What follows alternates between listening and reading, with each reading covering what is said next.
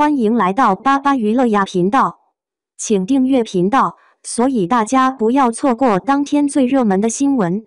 我们今天的时事通讯包括以下内容：富山海诚意精分现场，一人三角居然不串戏，这演技是开了挂吧？哇塞！诚意在富山海里居然一人演了3个角色，这操作也太秀了吧！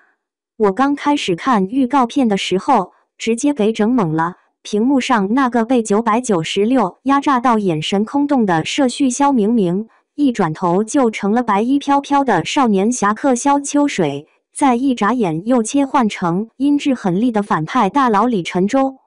这3个角色反差大到像是从3个平行宇宙里抠出来的，居然全是诚意一个人演的。不得不说，诚意这次演技真的开挂了。他演现代社畜萧明明的时候，顶着一头乱糟糟的鸡窝头，黑眼圈重的像是被人揍了2拳，挤地铁时啃包子的模样，简直演我上班的样子。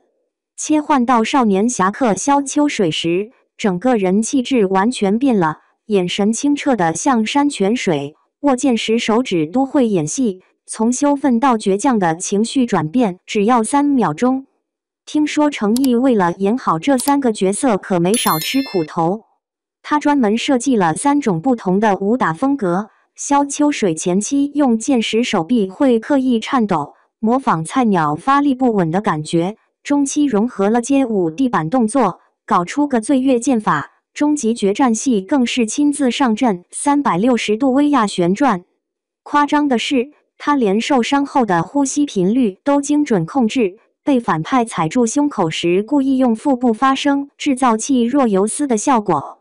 富山海这个剧的设定也太敢玩了，现代社畜萧明明居然穿越到自己写的小说里，变成了自己笔下的主角萧秋水。一般来说，穿越剧主角都会开挂，对吧？但这剧偏不按套路来，萧明明有上帝视角，以为能在江湖里横着走，结果发现剧情根本不按他写的发展。灭门之仇啪叽一下砸脸上，不报仇就得死，报仇可能死得惨。这种理想很丰满，现实很骨感的设定，简直是在 diss 那些穿越就能开挂的网文套路。原著作者温瑞安都发文说，他抬眼时，我看见了活过来的萧秋水，这个评价真是绝了。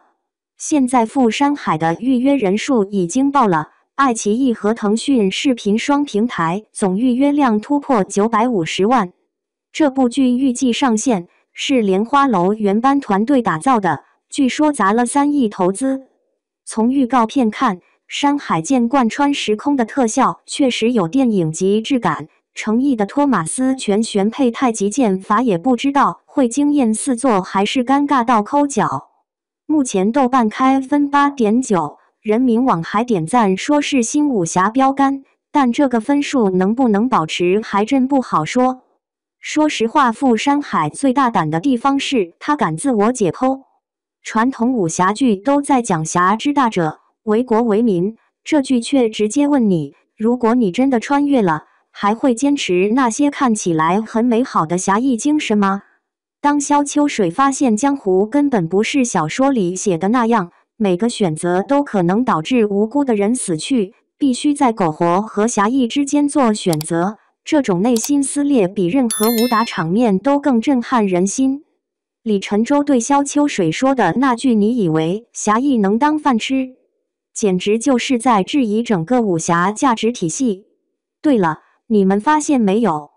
剧中居然埋了很多莲花楼的彩蛋和伏笔，简直就是为粉丝量身定制的联动。如果你还记得莲花楼中那些令人心痛的情节，看这部剧时肯定会有双倍惊喜。诚意从琉璃吐血戏封神到莲花楼封顶武侠剧口碑，这次带着满身伤病再度突破，不得不说这哥们儿真是拼。不过说真的，这种作者穿书的设定到底是武侠剧的救命稻草，还是自掘坟墓的神操作？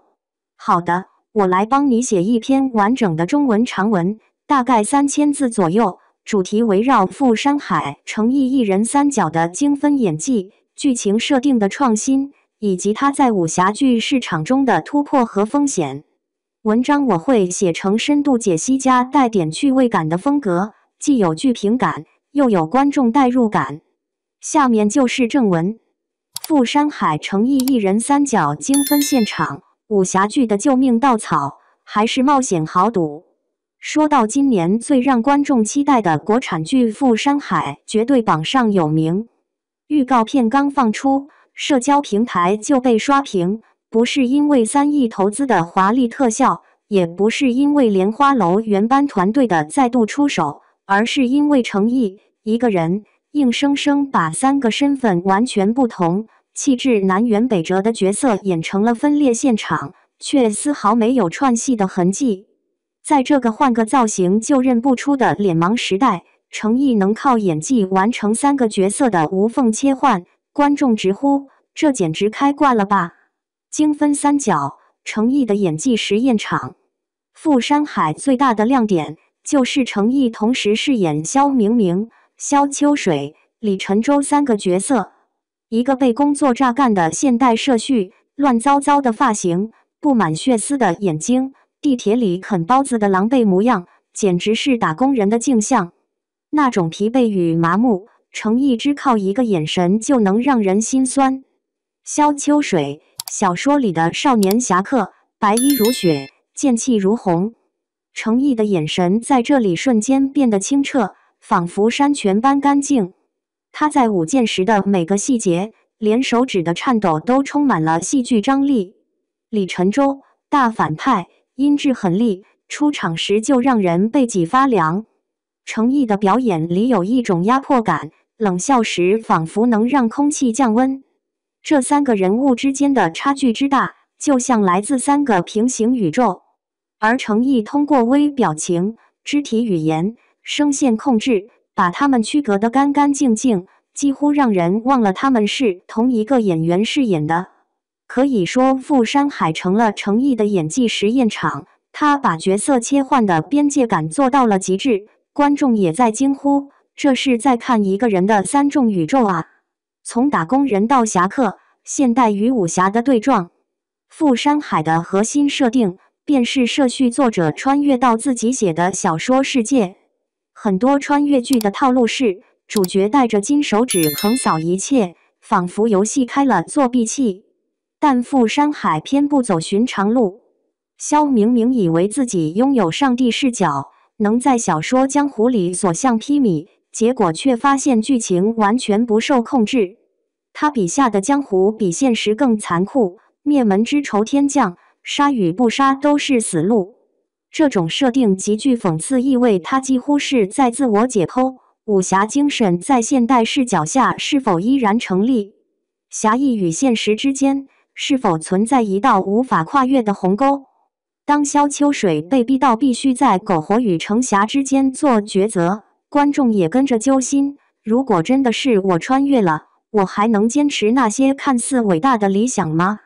程毅的疯魔式细节，为了演好3个角色，程毅的努力几乎可以用疯魔式来形容。